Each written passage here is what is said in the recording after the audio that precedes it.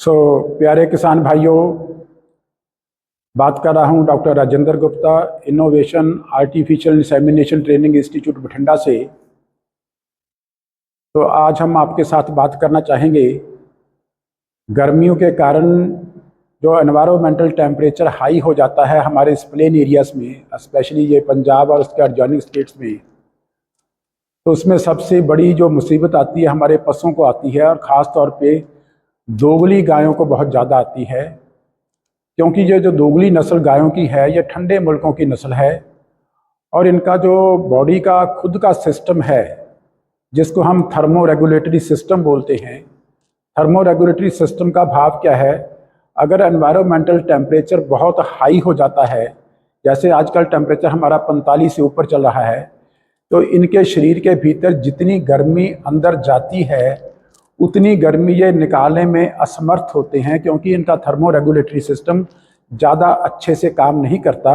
लेकिन उनके रिलेटिवली जो हमारी देसी गायें हैं या देसी भैंसें हैं, उनका थर्मो रेगुलेटरी सिस्टम ज़्यादा बेहतर है इन दोगली गायों से।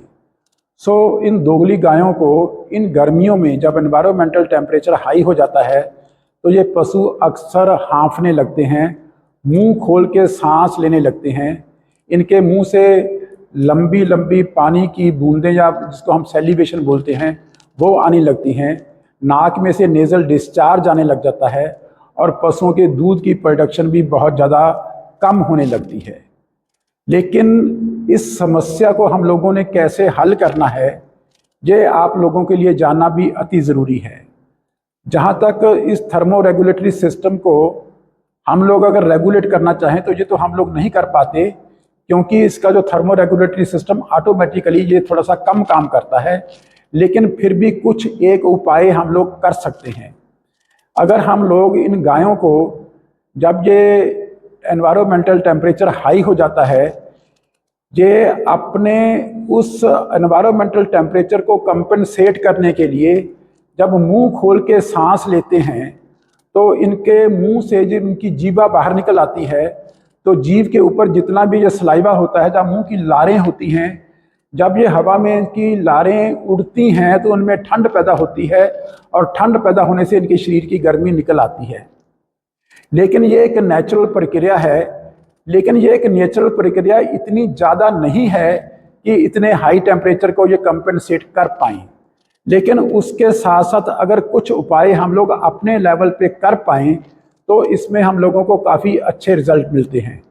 हमने देखा है कि अगर इन गायों को हम लोग सुबह दोपहर शाम कम से कम 3 बार अच्छे से नहा पाएँ, ताकि थोड़ा सा शरीर मलने के साथ साथ इनके जो स्किन के पोर्स होते हैं वो थोड़ा सा एक्टिव हो जाते हैं, और जिसके कारण इनका हीट रेगुलेटिंग सिस्टम थोड़ा सा अच्छा काम करने लगता है। और अगर इनको 2 दिन में 2 बार या 3 बार नहलाएं तो इसमें काफ़ी इनकी हीट निकल जाती है। और उसके साथ साथ मैंने देखा है कि अगर इन पशुओं को शाम को अगर हम जौ को आधा किलो जौ लेके उसके 15-20 किलो पानी डाल के उसको तौड़े में या कच्चे जो मिट्टी के बने हुए तौड़े होते हैं उसमें भिगो के रख दें, और सुबह उठ के उनको पानी पिला दें, तो इनका हीट रेगुलेटिंग सिस्टम काफ़ी अच्छे से काम करता है, बहुत हीट इनकी निकल जाती है। और इसके साथ साथ मैंने ये भी देखा है कि अगर कलमी शोरा और निशादर आदि स्टाक पानी में घोल के इन पशुओं को हम निरंतर लगातार दिन में 1 बार देते रहें तो उसमें भी इनकी हीट शरीर की बहुत ज़्यादा निकल जाती है, और काफ़ी हद तक जो हीट रेगुलेटिंग सिस्टम है इनका काफ़ी अच्छा काम करता है। लेकिन इसका मतलब ये नहीं कि 100% हम लोग इस चीज़ में कामयाब हो पाएंगे। लेकिन अगर आप लोग कुछ ऐसे उपाय करोगे, दिन में 2-3 बार नहाना, और जौ का पानी सुबह उठ को उनको पिलाना, और उसके साथ कलमी शोरा और निशादर का देना, इसमें काफ़ी हद तक इनकी जो सांसने की प्रक्रिया है, हाँफने की प्रक्रिया है, कम हो जाती है, और ये पशु थोड़ा सा आसानी को महसूस करते हैं। फिर भी आप लोग इसके बारे में कोई और बातें करना चाहो तो आप लोग नीचे हम लोगों को कमेंट्स करके भेजिए। हम लोग आपके कमेंट्स के अगले अपने वीडियो में आप लोगों को इसके बारे में और बताएंगे। Thank you so much.